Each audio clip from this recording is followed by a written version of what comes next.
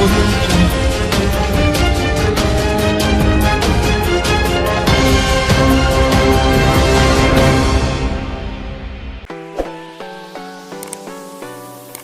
उद्योग में अग्रणी भावना सिंह, जो अपने क्रांतिकारी दृष्टिकोण के लिए जानी जाती हैं, जो व्यक्तित्व का जश्न मनाती हैं, ने हाल ही में 10 फरवरी 2024 को प्रतिष्ठित समारोह में अपनी पहली पुस्तक चप्पल्स टू हील्स का अनावरण किया। विश्व पुस्तक मेला 2024 इनविजिबल पब्लिशर्स द्वारा प्रकाशित यह पुस्तक विविधता, प्रामाणिकता और सशक्तिकरण पर जोर देते हुए फैशन कथाओं को फिर से परिभाषित करने के लिए तैयार है। भावना सिंह का मिशन कपड़े डिजाइन करने से कहीं आगे तक जाता है। यह शैली के माध्यम से व्यक्ति को सशक्त बनाने के बारे में है। रूढ़िवादिता को अस्वीकार करते हुए और परेशानी मुक्त फैशन को अपनाते हुए वह समावेशिता और आत्म अभिव्यक्ति की संस्कृति को बढ़ावा देते हुए प्रत्येक व्यक्ति में सुंदरता की वकालत करती हैं। विश्व पुस्तक मेला 2024 में चप्पल्स टू हील्स का एक लॉन्च एक महत्वपूर्ण अवसर होने का वादा करता है, जो फैशन, सशक्तिकरण और साहित्य के मिलन का जश्न मनाता है। उपस्थित लोग एक गहन अनुभव की उम्मीद करते हैं, जिसमें भावना सिंह के साथ जीवन चर्चा, पुस्तक पर हस्ताक्षर और पुस्तक के प्रमुख विषयों की खोज शामिल है। भावना सिंह फैशन उद्योग में एक क्रांतिकारी हस्ती हैं, जो अपने अद्वितीय दृष्टिकोण के लिए जानी जाती हैं, जो व्यक्तित्व और विविधता का जश्न मनाती हैं। स्टाइल के माध्यम से व्यक्ति को सशक्त बनाने के मिशन के साथ उन्होंने फैशन मानदंडों को फिर से परिभाषित किया है। इनविजिबल पब्लिशर्स के अग्रणी संस्थापक सागर सेतिया को उनके दूरदर्शी नेतृत्व और प्रकाशन उद्योग पर परिवर्तनकारी प्रभाव के लिए जाना जाता है। प्रकाशन की संस्कृति को बदलने पर गहन ध्यान देने के साथ सेतिया ब्रांडों और व्यक्तियों के विपणन और वितरण में विशेषज्ञ हैं। उनकी नवोन्मेषी रणनीतियों ने न केवल इनविजिबल ब्रांड को ऊंचा उठाया है, बल्कि भारत में कई प्रभावशाली यूट्यूबर्स के उदय में भी मदद की है। It's nice, too crowded, but yet लोग आए हुए हैं। Okay, so tell me something about this book. So this book is really close to my heart और मैंने बहुत दिल से लिखी है, और जो भी इंस्पायरिंग गर्ल्स हैं जो कुछ बनना चाहती हैं लाइफ में, ये उनके लिए है। What's your inspiration? What do you think when you wrote this book? Inspiration is बुरा वक्त, ताकि वापस वहाँ नहीं जाना। So that is inspiration. इस किताब में जो इंसान, जो लड़की या जो कोई लड़का कुछ लाइफ में बनना चाहता है बट उसके पास कुछ भी सपोर्ट नहीं है, ये उसके ऊपर है कि आप बिना सपोर्ट के भी, अगर आप में जज्बा है, पागलपन है, कर सकते हो। अगर मैंने कर लिया तो कोई भी कर सकता है। The name of this book is Chappal to Heels. Why not Chappal to Shoes? लड़कियां हील्स ज्यादा पहनती हैं लड़की heels पहनते हैं ना? नहीं, लड़कियां हील्स ज्यादा पसंद करती हैं। मुझे हील्स खुद बहुत पसंद है, सो दैट्स व्हाई। पहली बात तो उनका जो अस्तित्व है वो बदलना, उनकी रूह बदलना, अंदर से अपने आप को क्लीन करना और अपनी पर्सनालिटी को इतना स्ट्रॉन्ग करना कि आप कहीं भी जाएं, किसी भी प्लेटफॉर्म पे हो, चाहे आप शेफ हैं, चाहे आप स्टाइलिस्ट हैं, चाहे आप डिजाइनर हैं, एनीथिंग। सो आप में एक वो इतना कॉन्फिडेंस आ जाता है, बिकॉज ये आपको बुक सिखाएगी कि दुनिया में अपनी पर्सनालिटी को बना के कैसे आगे बढ़े। किताब में मुझे इतना पता है कि लोग मुझे बहुत प्यार करते हैं, और इस किताब में कुछ हिस्सा है जो मेरी जर्नी का है, कि जो मैंने अपनी लाइफ में देखा है, ये उसके बारे में भी है।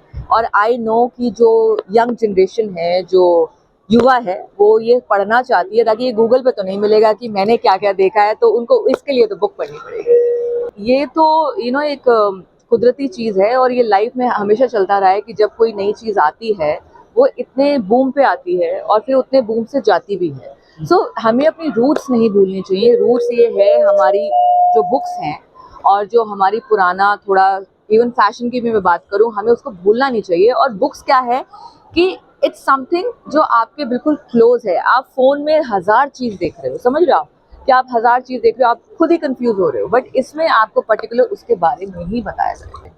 आप अगर एक अच्छा इंसान बनना चाहते हैं, इसमें वो भी है।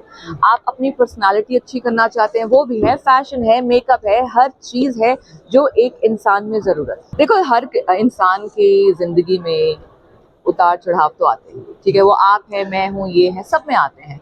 कोई इंसान उससे डर कर बैठ जाता है। कुछ लोग, मैंने बहुत सुना है, यंगस्टर्स सुसाइड कर लेते हैं या डिप्रेशन में चले जाते हैं। तो ये उसके लिए भी है, बिकॉज जो मेरी जर्नी है, जो मैंने देखा है, वो उनको इस चीज़ के लिए एक शक्ति देगी कि अगर एक इंसान, एक लड़की इस सिचुएशन में से निकल के यहाँ खड़ी है, और इंटरव्यू दे रही है आपको, तो हम भी कर सकते हैं। Okay, so I am Advocate Sagar Pangal and I am practicing advocate in Delhi High Court and Supreme Court.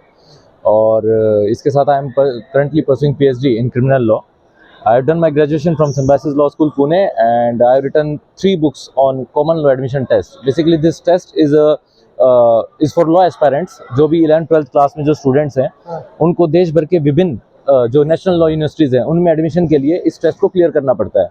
सो मेरी बुक की खासियत ये है कि ये सिर्फ क्लैट के बारे में ना होते हुए ये आपके सिम्बाइसिस एंट्रेंस टेस्ट या फिर आपका एलेट जो NLU दिल्ली के लिए होता है, इनफैक्ट MHCT से लेके जितने भी देश भर में लॉ एग्जाम्स हैं, लॉ एंट्रेंस एग्जाम्स हैं लॉ से रिलेटेड, उन सभी बुक्स के लिए, उन सभी एग्जाम्स के लिए ये बुक प्रिपेयर कराती है। इस बुक में I have written more than 5000 practice solutions, practice exercise questions and all. और इसमें मैंने सारी चीज़ों को इतने ब्यूटीफुली तरीके से फ्रेम किया है कि अगर कोई भी क्वेश्चन है उसका आंसर A है तो क्यों है और B C D नहीं है तो क्यों नहीं है। इससे क्या होता है ना, जैसे आजकल पूरा कोचिंग का दौर चल रहा है और कोचिंग का hundreds and thousands of crore of budget लेके चलते हैं, तो मैंने बुक को इस तरह से फ्रेम किया है कि आपको कोचिंग इंस्टीट्यूट में जाने की जरूरत भी नहीं है। ये बुक अगर आप सेल्फ स्टडी करते हैं तो आप सेल्फ स्टडी के हिसाब से भी आप इस बुक से पूरे एग्जाम के लिए प्रिपेयर कर सकते हो और जितने भी इंडिया में लॉ एग्जाम्स हैं उन सब के लिए प्रिपेयर कर सकते हो। So what is your inspiration? What do you think when you written a book? देखिए, सबसे पहली बात, एक मेरा बड़ी दिली इच्छा थी कि मैं कुछ यूनिक करूं और मेरे जो इसमें जिनसे मैं इंस्पायर हुआ, मिस्टर दानिश हसनैन अभी ADJ हैं बुलंदशहर, तो उन्होंने बुक लिखी थी, उन्होंने फिर मेरे को काफ़ी गाइड किया, मेरे को प्रेरित किया, साथ में मॉम डैड भाई और इन सब का तो पूरा सपोर्ट रहता ही है। देखिए, गूगल पे अगर आप सर्च करके अगर आप कोई बुक को पढ़ेंगे तो आपको पूरा डिजिटल फॉर्म में पढ़ना मिलेगा और मैं इसमें थोड़ा सा शायद कंजर्वेटिव या ओल्ड स्कूल बैच हूँ, जो कि मुझे लगता है कि आप डिजिटल तौर पे बुक को उतना नहीं पढ़ सकते, उतना ग्रास्प नहीं कर सकते, उतना लर्न नहीं कर सकते जैसा आप बुक को अपने सामने एक फिजिकल फॉर्म में अगर आप पढ़ते हैं तो। दूसरी बात, गूगल पे और इन सब से चीज़ों से रिलेटेड इतना कंटेंट आपको देखने को नहीं मिलेगा क्योंकि ये मार्केट में न्यू है, ये एग्ज़ाम उभरता हुआ एग्ज़ाम है। मेरे टाइम पे 2014-15 में सिर्फ 10-15 हज़ार बच्चों ने एग्जाम दिया था, अभी आने वाले टाइम पे 1-1.5 लाख के आसपास दे रहे हैं और 2030 तक आते आते और भी ज़्यादा स्टूडेंट्स जो है इसकी तरफ रुझान बढ़ने लग रहा है। कि जिस तरह से मार्केट में और बुक उपलब्ध हैं, कई बार मैंने कई बुक्स में काफ़ी स्पेलिंग एरर्स देखे हैं, काफ़ी आंसर्स के एरर्स देखे हैं, तो कि बच्चा पढ़ना कुछ और चाहता है और उसका आंसर उसको सच मान के कुछ और समझ बैठता है, जिससे उसकी पूरी की पूरी प्रिपरेशन ही गलत हो रही है। उस चीज़ को मैंने रेक्टिफाई करने के लिए पूरी कोशिश की कि ऐसी नौबत किसी भी बच्चे को ना आए और ऐसी प्रॉब्लम का फेस ना करना पड़े। अच्छा, यही मैसेज देना चाहूँगा कि देखिए, लॉ का जो फील्ड है वो एक बहुत वाइड फील्ड है और बहुत उभरता हुआ फील्ड है और आने वाले टाइम पे एक बहुत तगड़े एक्सपोजर के साथ आने लग रहा है पूरे भारतवर्ष में।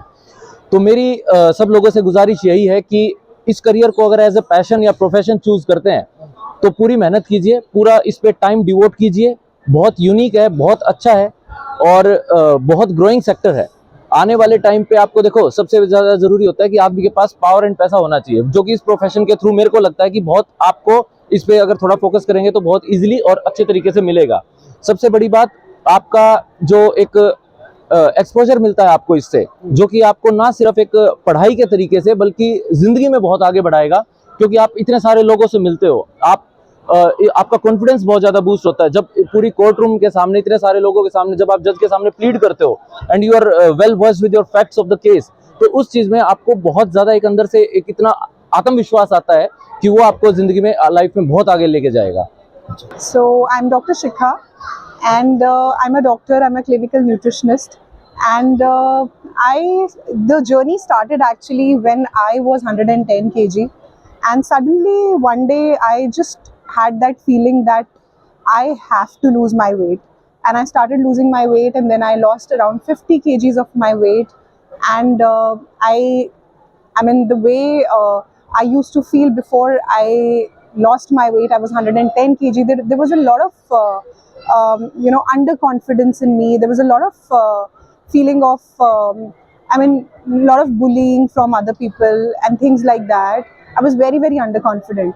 Then one day I just decided that I have to lose my weight and I started the journey. I lost a lot of weight myself and I've lost 50 kgs of weight. I was 110 one day and now I weigh somewhere around 60 kgs. And then the journey started. I started helping a lot of people and people used to ask me that how did you do that. And then I studied nutrition, and I started guiding a lot of people, and now I work with a lot of clients worldwide, and I help a lot of people losing weight and achieving good health. Ma'am, how was So- your journey when you lose your weight, and why you choose to write a book on this topic? So basically, I have a YouTube channel, I have Instagram through which I post a lot of videos, and I try to help a lot of people who actually want to lose weight, want to achieve good health, but they actually don't know how to do it. So I try to simplify the things, and I try to give my knowledge, spread my knowledge through social media. So I thought that a lot of people have a habit of reading books, and they actually rely on books instead of social media. They are not on social media, and they like reading a lot of books. So why not help those people also? So then I thought of writing a book, and to spreading it even more. देखिए आजकल क्या है ना कि लोगों का lifestyle बहुत ज़्यादा बिजी हो गया है, और लोगों के पास टाइम नहीं है खाना बनाने का, लोगों के पास टाइम नहीं है एक्सरसाइज करने का। पहले क्या होता था कि लोग हर चीज़ अपने हाथ से ही करते थे, खुद से करते थे, तो फिजिकल एक्टिविटी ना चाहते हुए भी बहुत ज़्यादा हो जाती थी। गाड़ियाँ नहीं थी तो लोग पैदल चलकर जाते थे, घर का सारा काम खुद से करते थे। बट अभी क्या हो गया है कि हर चीज़ के लिए हेल्प है, और गाड़ियों में जाते हैं लोग, तो वो फिजिकल एक्टिविटी तो जहाँ कम हो ही गई है। दूसरा ये है कि काम सब लोग आगे कंप्यूटर के आगे बैठे रहते हैं और फ़ोन के आगे बैठे रहते हैं। इवन बच्चों को भी अगर हम देखें तो फिजिकल एक्टिविटी बहुत कम हो गई है, और फ़ोन पे गेम्स जो है ज़्यादा खेलते हैं। तो दोनों ही चीज़ें हैं। पहली चीज़ तो मैं आपको ये बोलूँगी कि घर का खाना खाना शुरू करिए, बाहर का खाना मत खाइए। रेस्टोरेंट्स में जाकर या फ़ोन से ऑर्डर करके आप खाना ना मंगाएं। पहली चीज़ तो ये है, न्यूट्रिशन का ध्यान आप सबसे पहले वहाँ से रख सकते हो। दूसरी चीज़ ये है कि फिजिकल एक्टिविटी करना शुरू करिए। कोशिश करिए कि ज़्यादा से ज़्यादा आप सीढ़ियाँ यूज़ करिए, लिफ्ट छोड़ के। आप ज़्यादा से ज़्यादा कार छोड़ के पैदल चलना ज़्यादा प्रेफर करिए, और बाहर जाके आप एक्टिविटीज़ करिए, रादर देन आप बच्चों को प्रमोट करिए कि फ़ोन छोड़कर, लैपटॉप छोड़कर आप बाहर की एक्टिविटीज़ ज़्यादा करिए। और मैं हमेशा ये बोलती हूँ कि बच्चों को आप जितना भी सिखा लो अच्छी चीज़ें, वो कभी भी नहीं सीखते। वो करते हैं जो वो अपने पेरेंट्स को करते हुए देखते हैं। तो पहले पेरेंट्स को इनिशिएटिव लेना पड़ेगा, और बच्चों को करके दिखाना पड़ेगा कि हम भी हेल्दी खा रहे हैं और हम फिजिकल एक्टिविटी कर रहे हैं, तो बच्चे ऑटोमेटिकली सीख जाएंगे।